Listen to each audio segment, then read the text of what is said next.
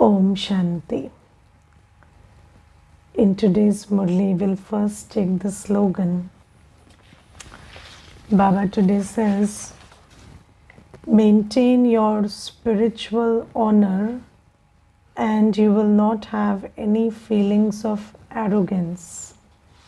Now the thing is, if you really ask somebody whether you want to be free from the feelings of arrogance, they wouldn't say yes immediately, because everybody feels that when I feel arrogant, I don't feel bad, it's always you think high and mighty or higher and mightier of yourself. And so we don't think that feeling of arrogance is the problem. But the thing is, there Baba has made us understand. In Hindi, I will say this first. जहाँ अभिमान होगा वहाँ अपमान की भावना भी होगी. So wherever there is this feeling of arrogance, then there will always be this feeling of feeling insulted also. Because if you give your remote control to somebody else, then they have the power to make you feel high and mighty and respected and valuable. And when you have given it to them, or the situation or your post position, then what happens is they might choose to not operate the remote control in your favor. And then you experience feelings of insult. So wherever there is arrogance, there will be feeling of insult. And there will be feeling of, wherever there is feeling of I'm greater than this one, then ultimately there will always be the fear and the feeling that I'm less than the other one. So this is how it works. So we say arrogance and insult as like a seesaw. So sometimes, the side of arrogance is higher and sometimes the side of insult is higher. So you keep dwindling between those two sides. Sometimes you feel arrogant, sometimes you feel insulted. Now Baba says, maintain your spiritual honor. Now what is spiritual honor? And so I first explained why feelings of arrogance are a problem. Because when there is a feeling of arrogance, so let's say you did something, some work, and it turned out to be very nicely done and everybody appreciated, and then you felt arrogant about it, that I did the good work. Then what happens? Tomorrow the work doesn't turn out fine. Yes? So there is nobody who makes a century in every game, and there is nobody who does great work all the time. So sometimes your work will turn out fine, sometimes it will not. And then when it doesn't turn out to be fine, then what happens is that you feel that other people are judging me and they passed a comment, and then I'm feeling insulted, or I was insulted. So Baba says that whenever you move with this idea that I did something and I made this, I created this, it is that feeling of I that makes you arrogant. And then tomorrow that I is not fed, so nobody is feeding your ego, then what happens is you feel insulted. And Baba today says that how do you become free from this feeling of arrogance? When you are in spiritual honor. Now in Hindi, spiritual honor is called Swaman. Okay, so when you are in spiritual honor. Now let's understand another point from the Murli here. In the Murli today, Baba says that in Sangam Yug, in this confluence age, we are soul conscious and supreme soul conscious. Yes, which is called Atam Abhimani and Parmatam Abhimani.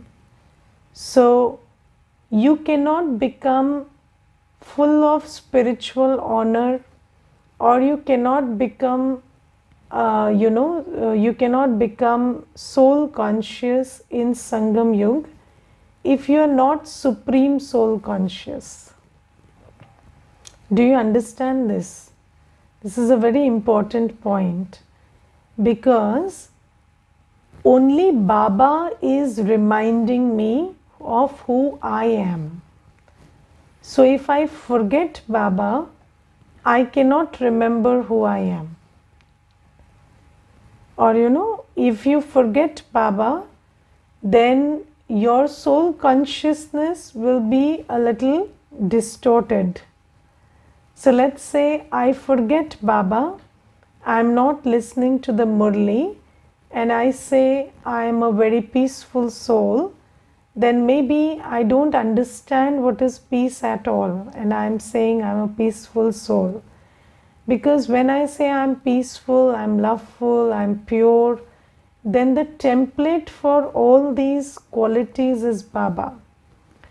So until and unless I'm in awareness of who Baba is, how he is, I cannot even understand how I am. Because just like the child, when he is born, he gets all his identity from the parent, and the child feels that I'm a nobody without the parent. And when the child gets the identity and slowly, gradually grows up, then he's an individual on his own. Even in the form you fill, you write, I'm so and so, care of so and so, or child of so and so. And I remember that it is very interesting that you cannot do away with that. So you are always addressed as the child of someone, because that is what creates our identity, physical identity, for very, very long. And then slowly, when you grow up, then you have an individual identity of your own. Similarly, when we come to Baba in the confluence age in Sangam Yug, then Baba defines me. So it is only with Baba that I recognize myself. When I forget Baba, I am lost about myself also. I will say these words, you can keep repeating, I'm peaceful, I'm loveful, but without Baba, without Baba's Murli, without Baba's remembrance, these words won't mean a lot. Yes, that is why even in meditations, when we do meditation, we don't do I am a soul meditation. We do I am a soul child of God meditation. So it's always, you have to bring Baba in the meditation. If you're not bringing Baba in the meditation, that means you're not doing it right, because you're not looking at the one who is bodiless. So how do you know what a bodiless soul looks like? Or how do you know what is your state of peace if you are not able to see that ocean of peace in front of you? So we can only mirror ourselves in Baba until we become, big enough. So until we grow enough and it becomes a sanskar, and we really stabilize ourselves in our soul consciousness, which will not happen until we leave the body. So this whole confluence age, we are soul conscious only when we are with Baba. Or if you're not with Baba, if you're not reading the Murli, if you're not connected in Baba's remembrance, then all that talk about soul consciousness will not go right. So you will be full of ego and you will say that I am a very full of self-respect soul, because you don't even know what self-respect means. So Baba says, I am the mirror, I am the template, and in Sangam Yuga, you are soul conscious and supreme soul conscious. And then when you, for this whole one yug, you practice this, then you kind of become soul conscious, you have your own spiritual identity in place. So that becomes a sanskar. And then in Satyug, when we go, we are naturally soul conscious. There we are not supreme soul conscious.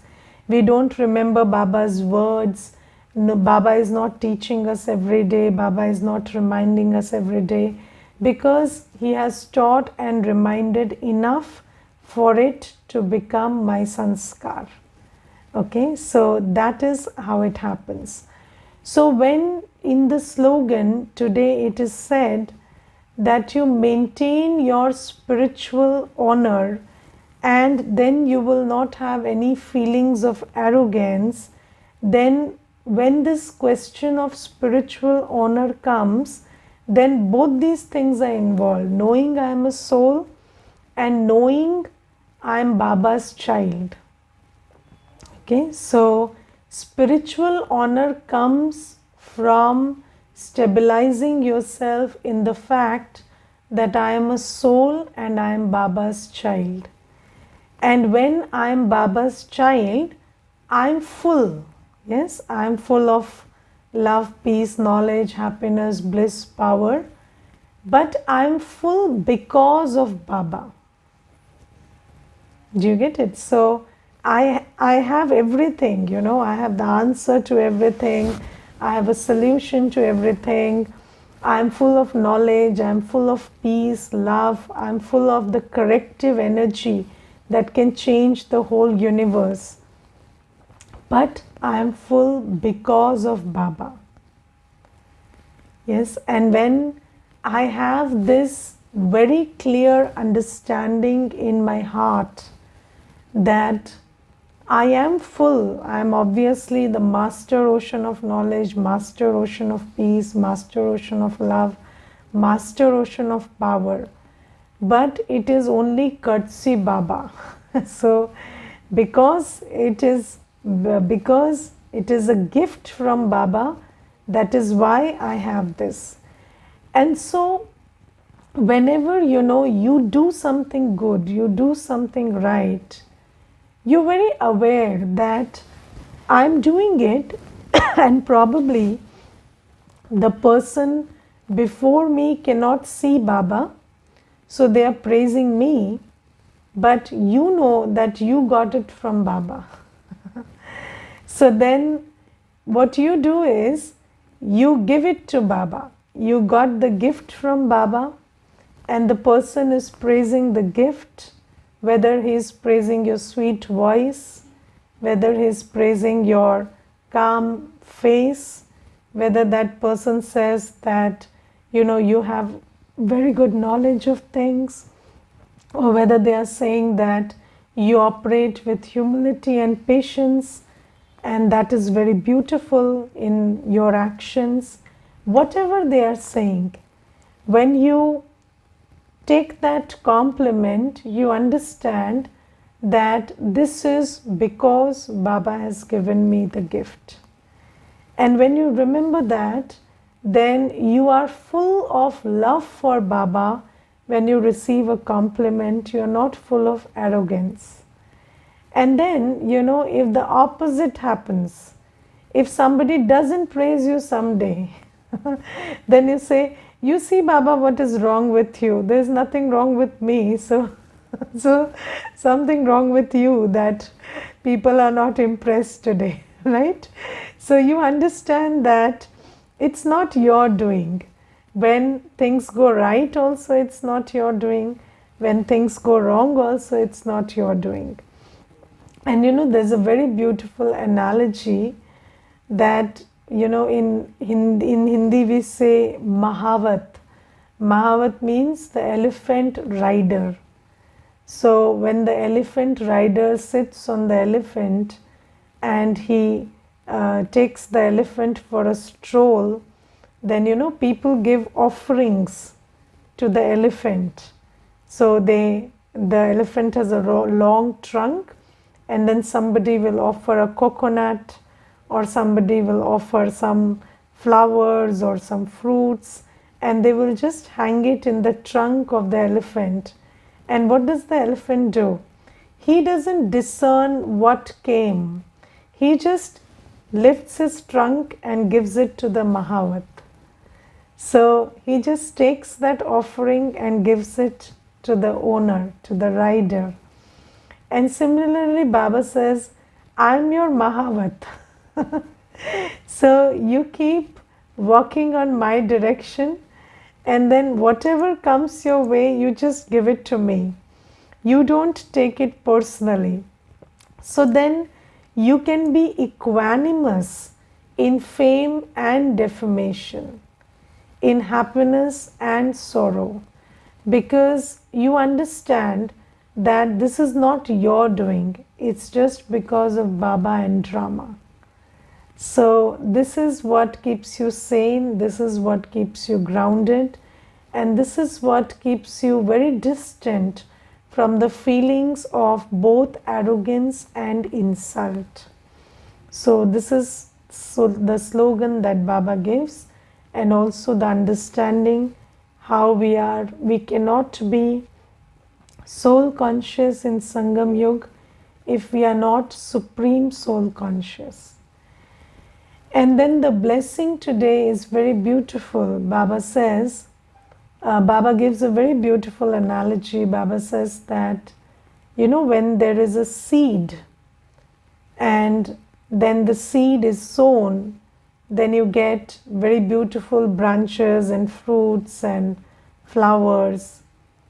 And then sometimes or always, people appreciate the plant. They don't appreciate the seed, because the seed is not attractive. The seed is just a seed, right? And then the branches and the twigs and the fruits are very attractive. So Baba says, but a knowledgeful person would know the value of seeds. A knowledgeful person would know that it is that tiny seed which is responsible for this whole creation. And he would take care of the seed. He would water the seed. Now let's say, you have a plant exhibition, and everybody is looking at the plant, and everybody is praising the color and the texture and the fragrance and how they have built this whole ambience, and they are praising the plants. But nobody remembers the seed, and the seed is left unwatered. Then what would happen? That whole exhibition will go down in a few days, because that whole creation is because of the seed. And if you forget the seed, you forget to water the seed, then the creation will not last. Similarly, Baba says, and I will tell you, this is a personal experience. Even when, we become BKs, so sometimes, I have seen it with Brahmins also. Very few Brahmins understand Baba well. Very few, very, very few. And sometimes it so happens that even when I'm a BK, a Brahmin, I'm listening to Murli, I'm remembering Baba, I'm following Shrimad. If I ask a Brahmin, what is it that makes you love Baba a lot? Then they say, when I came to Baba, I got this success, or I got this gift, or I got this talent, or I got this or that or the other. So it's usually what you got after coming to Baba which becomes your main attraction. And sometimes, people will just say that Baba gave me this and that and the other, and this is why we are very happy to connect with Baba all the time. But then if you look at it that way, what is the difference between bhakti and gyan? Because if you ask me, the primary difference between bhakti, devotion, and gyan is that in devotion, in bhakti, God is looked at as the means, not the end. So in bhakti, God is a means. He is a means, He is a sadhan. And He is a means to your end of material pursuits. So people go, people pray, people beseech, people bow down, people donate, people do charity, people go to big pilgrimages, long distances they cover. They do all of that in bhakti. And if you really look at it, Baba today says that even in bhakti, people make a lot of effort. But the main difference between perception about God in bhakti and in truth is that people think in bhakti that God is a good means to a good end. So they ask God to give me, child and position and job and money and, fame. So this is how they look at God in bhakti. And sometimes, because we all come from that sanskar of bhakti, what we do is we transpose that sanskar into gyan also. And then we said, God becomes Baba, only the language changes. And I will say, when I came to Baba, so this child was born, or, I got this job, or I got concentration, and I was, I got peace, or I got happiness, or I just worked on myself. But that is just, something that you got. But that's not what you really got, or that's not the true thing that you should celebrate. So the main thing is you found Baba. And Baba is the seed. So when you understand you have the seed, you can get the fruit and the flower anytime you want. But our main attainment is the seed, not the fruit and the flower. Because sometimes you get so caught up in the seed, in the fruit, that you forget the seed. And then your relationship with the seed is a little lost. So let me tell you one thing. So there was this sister who came to the center, and she told me that I want to go for a divorce. And I said, so have you come to seek permission from me? If you want to go for a divorce, go for it. So then she said, no, I want you to stop me. So I said, now you want me to stop you, right? So then let's discuss it, right? So then I asked her, because sometimes people will say, I don't want to be stopped and you are stopping. But if you have come and you're sharing it, that means there is an intention that you don't want to get divorced. So then you must recognize that intention, because if you don't recognize the intention, it will not translate into action.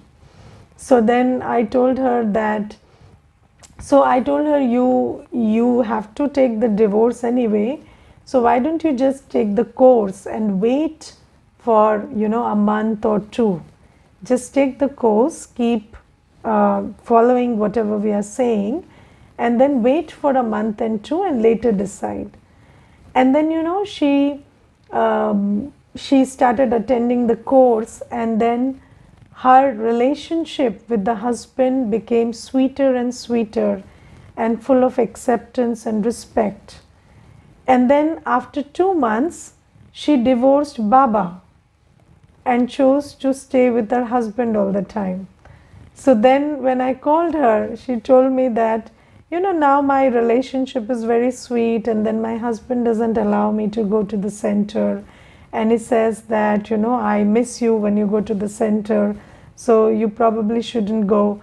And so I said, so you came to divorce the husband and then you divorced Baba. So anyways, divorce is a sanskar with you. So you see that this is how it goes. You get caught up in the fruit. You don't understand that, when the seed, that seed which gave you such an instant fruit, that magical seed, Baba is yours right now. And then you choose to divorce the seed and get caught up in the fruit. And then what is the problem with getting caught up in the twigs and branches and fruit? They are temporary. Yes, they fall off every season. And then what happens is you don't have connection with the seed, and then again your life is bizarre and dry. So Baba says, where there is the seed, there will always be fruit. Where there is the seed, there will always be fruit, very attractive fruit. So you see that personally also I will tell you, I belong to Baba just like you do, and then I feel that I have very good relationships. So even with Baba's children, the relationship is more than fantastic. So lot of love, lot of good relationships. There is everything in Baba's house. There is no issue as such. But then I always understand that this is because of Baba. If I'm able to be humble and sweet and have the capacity to have good relationships also, that is because of Baba. If one day I forget Baba, 2 days I miss Amrit Vela, and then third day I want to be sweet, I can't be. And then it will not be reciprocated. So don't ever forget the seed. What does forgetting the seed mean? Missing Amrit Vela, missing Murli, missing anything that Baba calls his Shrimat, because there is a reason which comes from a situation or a lack of facility or the lack of one person, that is called being caught up in the person or the facility and forgetting the seed. Okay, so always remember my strength, my support, and my attainment. All three are Baba. And when Baba is there, everything else will keep fluctuating, It will always be there. And you don't have to get caught up in that. It's all there. You use it, you be with it. But remember that this is temporary and the seed is Baba. So this is what Baba is saying today. And then Baba talks about the importance of early morning study.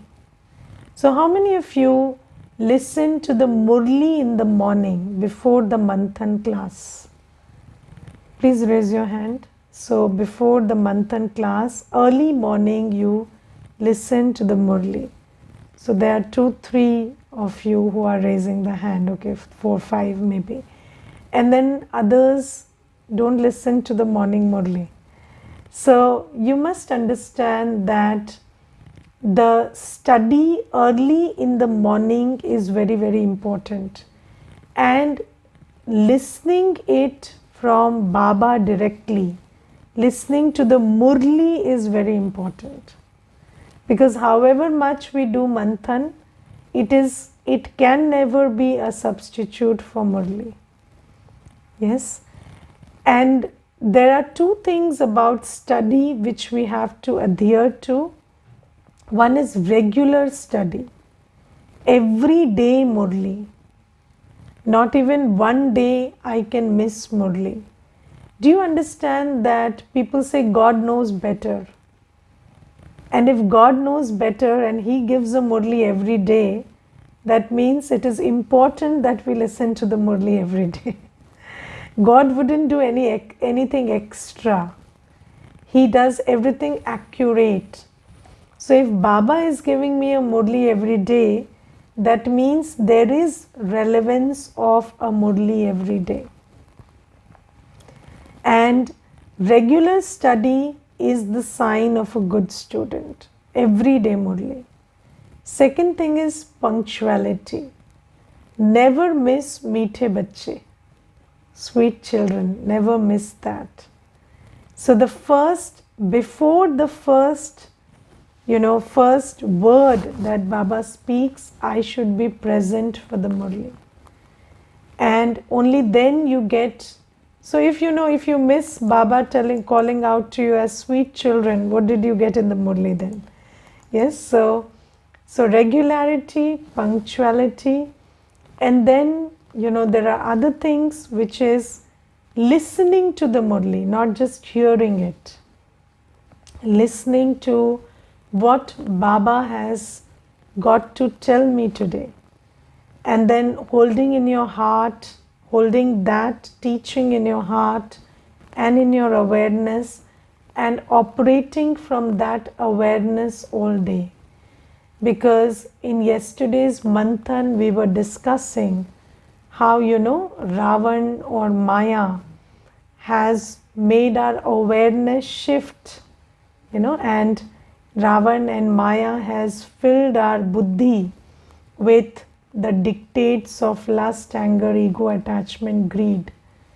And if we want to be free from sorrow, if we want to not perform actions under the influence of lust, anger, ego, attachment, greed, then Murli and the teachings and the versions of Baba in the Murli will give me the strength to overcome these powerful belief systems which emerge from the dictates of lust, anger, ego, attachment, greed.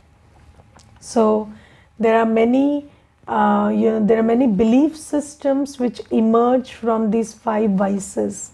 And if you want to overcome those belief systems and consequently not engage in actions which emerge from these 5 vices, then you have to pay attention to the Murli. So Baba says, this study is going to make you the King of Kings. This study is going to make us go home. This study is being given to us by Baba himself. These things, if we hold in our heart, then we will give importance to the Murli. And then today Baba cautions us against Maya. And Baba says, I not only teach you, I also caution you. And today Baba cautions us against listening to, ulti sulti baatein. So Baba says, in Hindi it is ulti sulti baatein. So Baba says that sits here, Baba says, children, be careful. Don't be influenced by bad company. People will tell you wrong things. They will make you afraid and stop you from studying.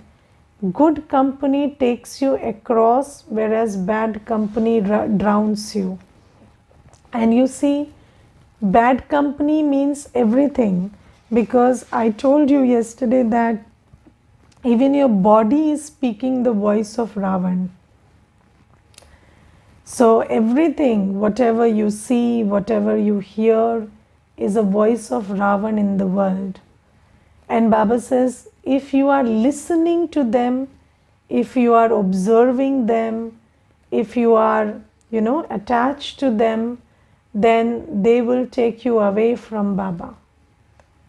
Yes, and there is one sister, and her husband says that I'm suffering because, there is, you are practicing purity.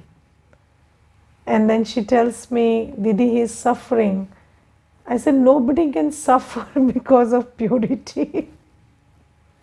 Don't you get it? It's not, he's suffering from his belief system. He's not suffering from purity.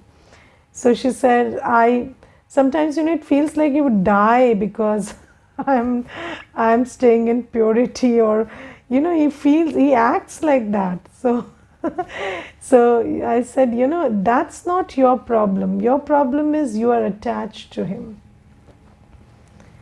So, you know, if you're attached to vicious souls, if you're attached to souls who are under the influence of vices, if you're attached to situations and you're attached to this feeling of profit and loss, if you're caught up in fame and insult, then these attachments will take you away from Baba, because Baba is on the opposite side. Baba is, you know, against lust, anger, ego, attachment, greed. So Baba says, if you attach your hearts there and you listen to those things, those opinions, those value systems, then what happens is that will influence you. So this is one caution that Baba is giving us today. And then Baba says, here you have the company of the true Father, and you even make a promise that you would only listen to the One and only obey the orders of the One.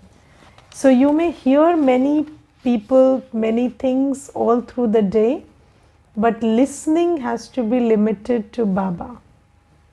Yes, you may be with many people, but just obey Baba. So obedience and your heart which listens. The ear hears and the heart listens.